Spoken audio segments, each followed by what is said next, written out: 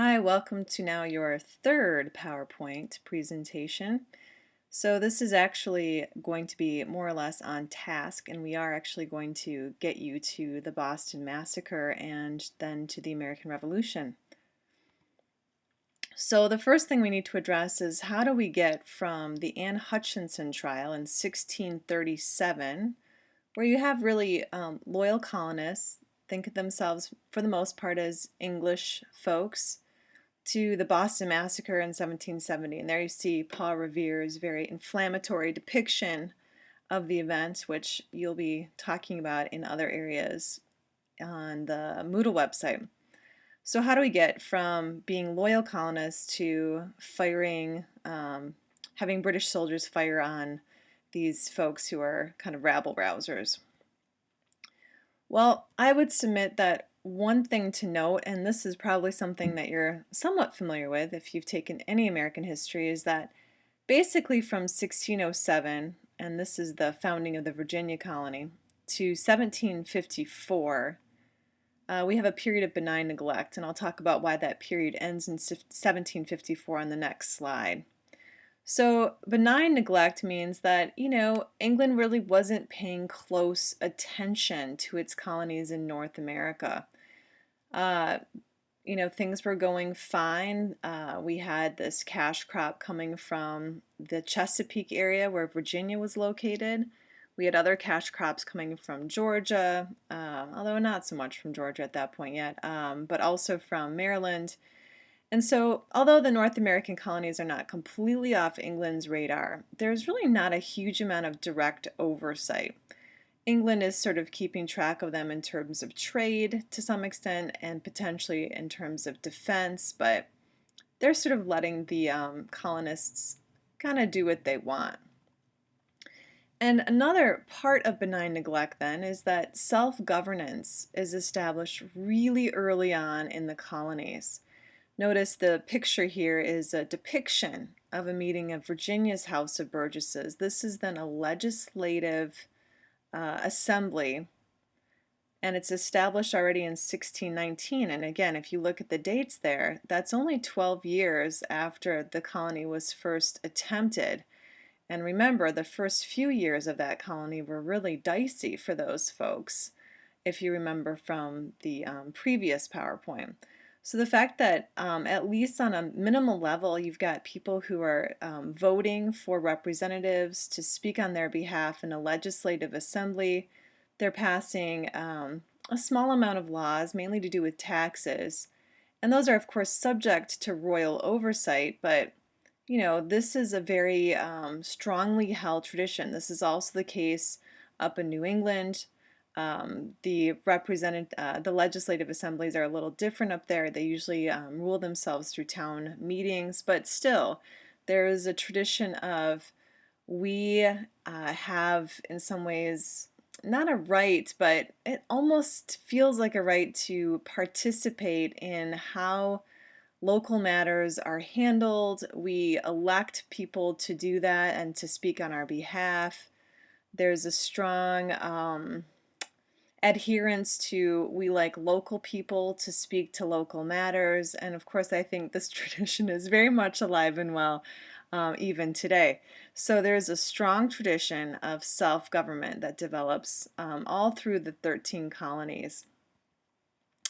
So yes, England does interfere from time to time in areas of trade, sometimes in times of instability, as is the case down in Virginia when there is a Native American attack that kind of puts the colony in a bad situation. And so many of these colonies are made theoretically royal colonies. There is a royally appointed governor speaking to the administration of these colonies. But again, they are in some ways cooperating with these legislative assemblies.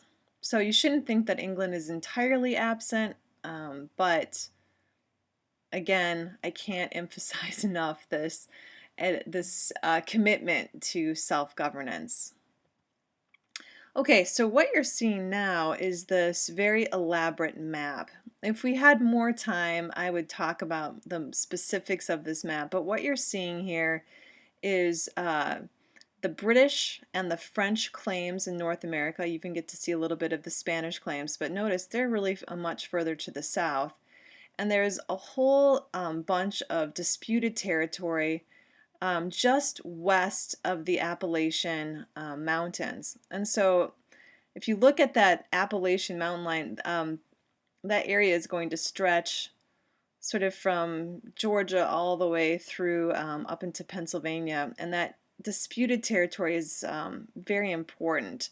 So eventually, both the British colonists and the French colonists begin to vie with each other for territory there, and that happens to coincide with the war that is already ongoing in the continent. So in 1754, the French and Indian War does break out in North America, and it is an extension of an existing war that is already going on between England and France, already in Europe. But the war in North America pits the nations against each other in a contest for this territory that you can see, but it's also a contest for Indian alliances. Indians were very important to both the British and the French because of not only their potential military alliance, but also because the Indians were very helpful in gaining access to lucrative trade with regard to the fur trade. And the French had profited from that very nicely, and the British, of course, were hoping to do so as well. Now, the war is over after about 7 years, and the British do win in 1763, and they gain all of that disputed territory, and they also gain the French territory in North America, which is why Canada is actually a British colony rather than the French one, but there's also this interesting legacy there of Quebec, for example, which is still a bilingual area. So the British win in 1763, but this victory perhaps sets up a new conflict, which they will lose, and this, of course, is the American Revolution. So there are three important results of the French and Indian War that you should be aware of. First, the war encourages greater unity among the colonists. The colonists were not especially unified. They thought of themselves as New Englanders or Virginians, Georgians, but they did not think of themselves as Americans in any sense of the word at all, not at all. So this is the first step toward creating what will be kind of a nascent national identity. And this is created because of negative perceptions about British authority. A lot of the colonists didn't like fighting under the British rule. Let's just put it at that. Secondly, the war produces greater British involvement in North America as well. And so one of the things that Britain does right after the war is, even though they've gained all of this disputed territory just to the west of the Appalachian Mountains, because they do not want to antagonize the Native Americans living to the west of the Appalachian Mountains, they actually declare this proclamation of 1763 that this area west of the Appalachians is not open to British colonial settlement. And this was very irritating to a number of colonists living to the east of the mountains, because there was actually a group that had already begun venturing to the west. There were, in fact, many colonists that were beginning to venture west of the Appalachian Mountains. And so that was very annoying to them, that all of a sudden, out of the blue, the British were saying, yes, we've gained all this territory, but you're not allowed into this area because we want to keep the Indians happy, because we want to keep our relationship there good, because we want access to the fur trade. It also, though, creates greater British involvement because there is a larger presence of British troops. The British troops are stationed in the colonies to kind of monitor that area along the Appalachian Mountains to keep colonists out. And so the presence of British troops is already there starting in 1763. The biggest result, though, is that the war causes a massive increase in an already sizable British debt. And of course, the British have been looking for ways to lessen that debt, and they've actually already increased taxes in England. And now that they have spent a lot of money helping the British colonies and colonists in North America fend off the French and have opened up a lot of new economic opportunities to folks in North America, the British think, well, we've already taxed our people at home. Why not tax them in North America? But this, of course, is going to cause a massive uproar. So they look for new sources of revenue, and they think that the North American colonies seem a natural place to start. And really, that's not even fair. It's a natural place to continue because, as I've said, they've already begun taxing people at home.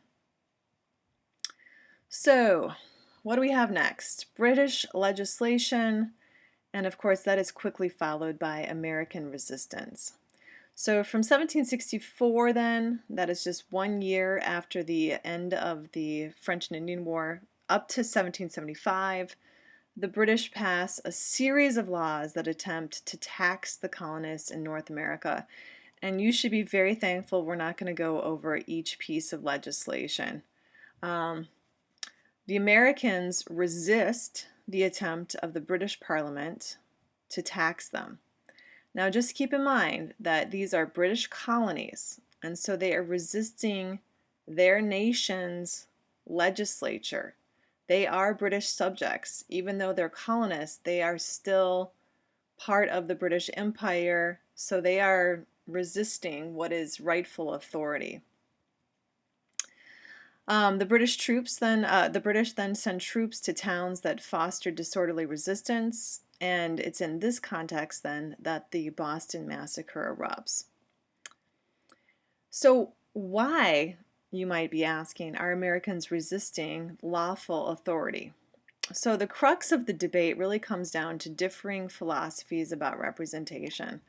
And I don't have anything really exciting to say here except that it comes down to a difference between virtual and actual representation. So the British are committed to this thing that we call virtual representation. So in their mind, the Parliament, which is the British legislature, Parliament has the right to act in the interests of the British Empire as a whole. That is their belief.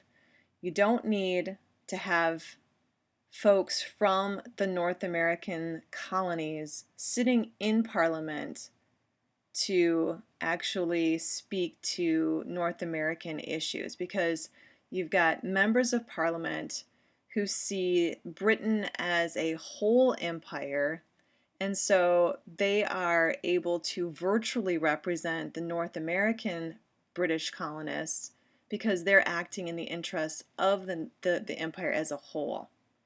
That concept is going to be incredibly foreign to you because, of course, that is not the kind of representation that we have in this country today. And of course, from almost the very beginning, that was not the kind of representation that the colonists were used to. They didn't believe in virtual representation. For them, representation was very dependent on geography. So they believed in actual representation. And so actual representation means that in order to represent a geographic place, you need to have a representative from that geographic place representing the interests of that geographic place in the legislative body. Otherwise, you didn't really have a sense of what that geographic entity needed or wanted. So actual representation means you send a representative from a specific geographic location to represent the interests of the geographic location. For folks in the colonies to say that Parliament could speak to the specific interests of the colonists was ridiculous. And of course, from the British Empire's perspective, hey, you're part of the British Empire, get on board. You know, when the British Empire prospers, you as colonists that are part of the British Empire also prosper. So I'm sorry for the long-winded discussion of that, but it's actually incredibly crucial.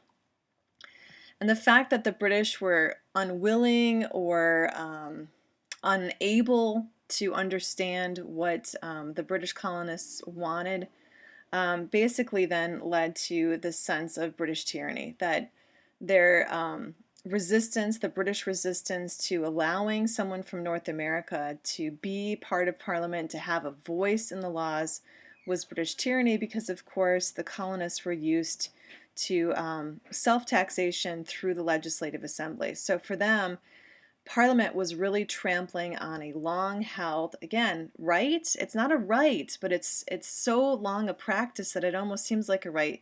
It's those legislative assemblies in the colonies. Those are the entities that should be passing the laws, because that's where we have actual representation. In Parliament, we don't have actual representation. And so for them to pass these laws seems like British tyranny, because they're turning a blind eye to our specific colonial concerns. I hope that makes sense. So let's turn to the next slide, hoping that it does. So then we move from a period of struggle with the British Empire to actual Declaration of Independence. So in this context of who has the right to tax us, is it British Parliament, is our legislative assemblies, we do have the Boston Massacre, which you're going to read all about. And the Boston Massacre basically fuels the idea that the British will not listen to colonial reason. Again, the British don't think that they are reasonable at all, and are bent on tyranny, to the point that they're shooting at these innocent, these poor innocent Bostonians who are just trying to demand their rights as Englishmen. But even in spite of the Boston Massacre and all of the outrage that it provoked, there actually are repeated attempts at reconciliation and compromise all the way until January 1776. And this is despite the fact that fighting had already broken out a few months before, in April 1775 at Lexington and Concord. I mean, these colonists are not stupid. They don't want to take on the world's, greatest power in the 1770s, they still want to be loyal British subjects for the most part. So what happens in January 1776? Well, if you've noticed Thomas Paine there, author of Common Sense, that's what happens. So in January 1776, Thomas Paine publishes a pamphlet called Common Sense. And the pamphlet really helps to persuade the American people that reconciliation was no longer possible or desirable. He talks in that pamphlet about how, even the notion of a hereditary government is ridiculous. And he says all sorts of inflammatory things about the king, saying, he almost essentially calls the king a jackass in that pamphlet. And he basically says, not only is the king guilty of certain acts, certain specific acts of tyranny, but the whole idea of hereditary government is a terrible idea. And he, of course, along with many of his peers, Enlightenment peers, are suggesting instead a very different form of government, one that's based on the consent of the people. And this, of course, is a Republican form of government, which was an incredibly radical idea at the time. But his pamphlet helps to persuade the colonists that reconciliation was not possible, because the king was clearly bent on tyranny. And it's not even desirable, because a hereditary government is not what we really want anymore. And this pamphlet then helps to instigate a movement specifically toward independence, and the Declaration of Independence then is written and in its very beautiful form on July 4, 1776.